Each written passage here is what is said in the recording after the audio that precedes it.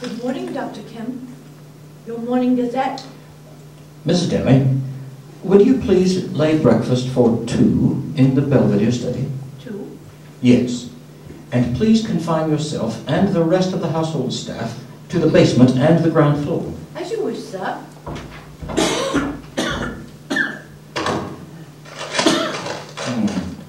An entire village in Sussex goes mad. Now she will get to the truth. Oh, good heavens. Ran through the street, striking right and left. Constable Jaffers, insensible. Mr. Hall in great pain, still unable to describe what he saw. Painful humiliation of the vicar. Woman ill with terror, windows smashed. Ah, this must be a fabrication. But when does the tramp come in? Ah, the broken windows at the police station. He is invisible. And it reads like rage growing to mania. He's not only invisible, he's mad, homicidal. The things he may do. And he's upstairs, free as the air. What on earth should I do? Would it be a breach of faith if... Your breakfast is ready in the Belvedere, Doctor. Mrs. Denley, have Miss Cordes go into town and deliver this note to Constable Adi. And don't announce it to anyone else. At once.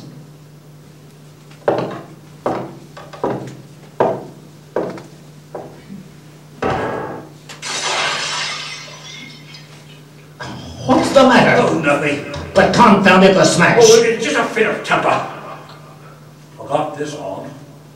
Oh, and it's sore. You're rather liable to that sort of thing. Yes, I am. All the facts are out about you. All that happened in Iping and at the jailhouse. The world has become aware of its invisible citizen. But no one knows you're here. Bloody cripes. I gather it was a secret. Don't know what your plans are. But of course, I'm anxious to help you. There's a breakfast set out upstairs in the Belvedere.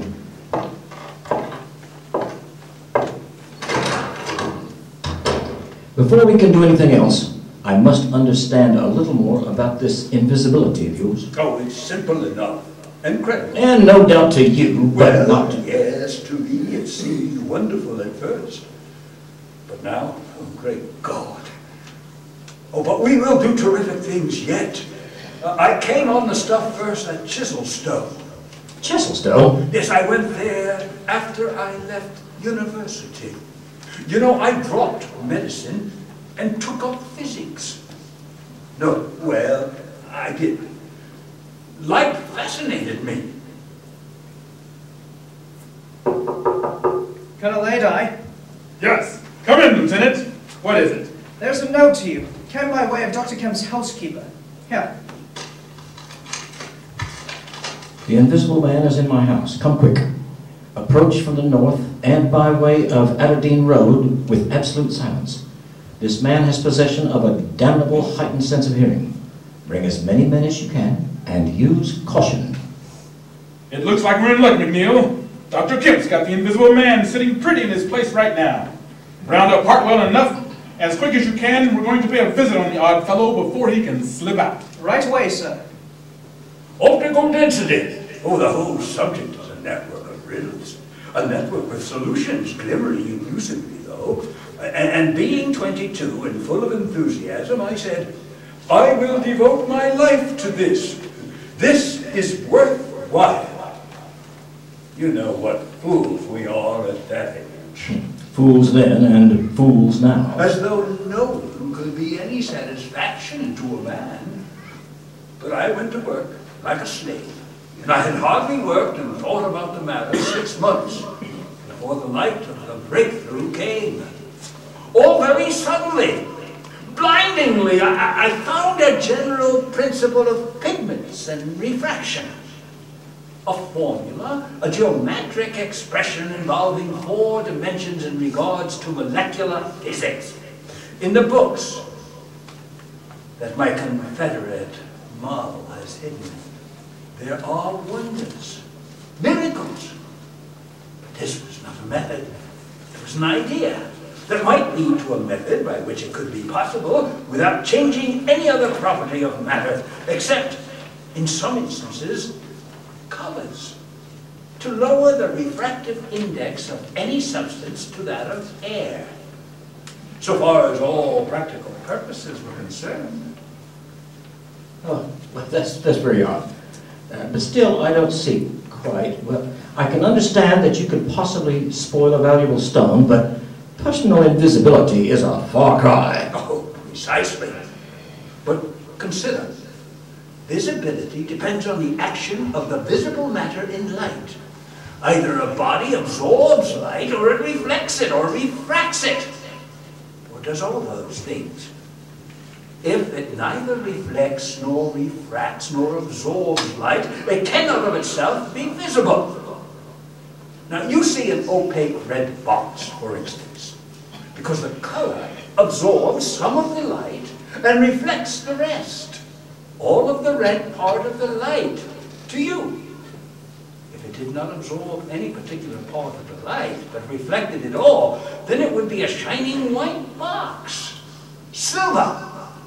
Now, a diamond box, it would neither absorb much of the light nor reflect much from the general surface. But just here and there, where the surfaces were favorable, the light would be reflected and refracted, so that you could get a brilliant appearance of flashing reflections and translucencies, a sort of skeleton of light. A glass box would not be so brilliant, not so clearly visible as a diamond box, because there would be less refraction and reflection. Now, from certain points of view, you would see quite clearly right through it. And if you put a sheet of common white glass in water, still more, if you put it in some denser liquid than water, it would vanish almost altogether, because light passing from water to glass is only slightly affected in any way. It is almost as if invisible as a jet of hydrogen in our air. And for precisely the same reason. Yes, that's pretty plain sailing. You make the glass invisible by putting it into a liquid of nearly the same refractive index. A transparent thing becomes invisible if it is put in any medium of almost the same refractive index. Yes, but a man's not glass. No. He's more transparent. Oh, absolute claptrap. And that from a doctor. Have you already forgotten your physics in 10 years? Just think of all the things that are transparent and seem not to be. Paper, for instance, is made of transparent fibers, and it is white and opaque only for the same reason that powdered glass is white and opaque. And not only paper, but cotton fiber, linen fiber, wood fiber, woolly fiber, bone kemp, flesh kemp, hair kemp, nails and nerves kemp. In fact, the whole fabric of a man, except the red of his blood and the black pigment of hair, are all made up of transparent, colorless tissue. For the most part, the fibers of a living creature are no more opaque than water. Oh, great heavens, of course. Like a jellyfish. Now you have... But your research as a student, how did the faculty respond to those concepts? No, I kept it to myself. You did what? Well, I had to do my work under frightful disadvantages. Now, Oliver, my professor, he was a journalist by instinct, a plagiarist of the first degree, always prying. When are you going to publish this work of yours? Was his everlasting question. You know, the knavish system of academia. I simply would not publish, thereby letting him share my credit. I told no living soul, because I meant to flash my work upon the world with crushing effect and become famous at a blow. And suddenly, not by design, but by accident, I made a discovery in physiology. Yes? You know the red coloring matter of blood. It can be made white, colorless, and remain with all the functions it has now. Astounding. But, confound it, how did you finance such a protracted endeavor, Griffin? I robbed the old man. The money was not his, and he shot himself. You're tired. Here, have my chair. I did not lift a finger to save his character. The shabby funeral, the cheap hearse, scant memorials. I had little money to spare for such frivolous institutions, while my work waited. You mean to say that the entire estate went for chemicals? Now, only a small portion. My studies at university allowed ample access to any substance or drug I could ever want or make. No, funds went to the design of the electromechanical apparatus that was required to implement the drugs. I worked with a cheap gas engine that ran 2 minute dynamos of my own design. Once infused with a series of compounds, the essential phase involved placing the object between 2 radiating centers of an ethereal vibration supplied by radium. I will enlighten you more of this process. Well, how long did it take? Oh, 3 or 4 hours. Now, the bones and sinews and the fat were slow. Oh, very slow. Now, the back part of the eye, tough iridescent stuff that it is, was the last to go. I would like to study these notes for myself. Oh, you will. All the complicated processes, Kemp, I assure you. Now, for the most part, save certain gaps I choose to remember, all are written in cipher, and these books that tramp has hidden, I shall teach you the cryptogram so that you may work with me. Certainly. I will do what I can. I made a mistake, a huge mistake, in carrying this thing through alone. I have wasted strength and time and opportunities alone. How little a man can do alone. To rob a little, to hurt a little, and there is the end. What I want, Kemp, is a goalkeeper, a helper, and a hiding place, an arrangement whereby I can sleep and eat and rest in peace and unsuspected.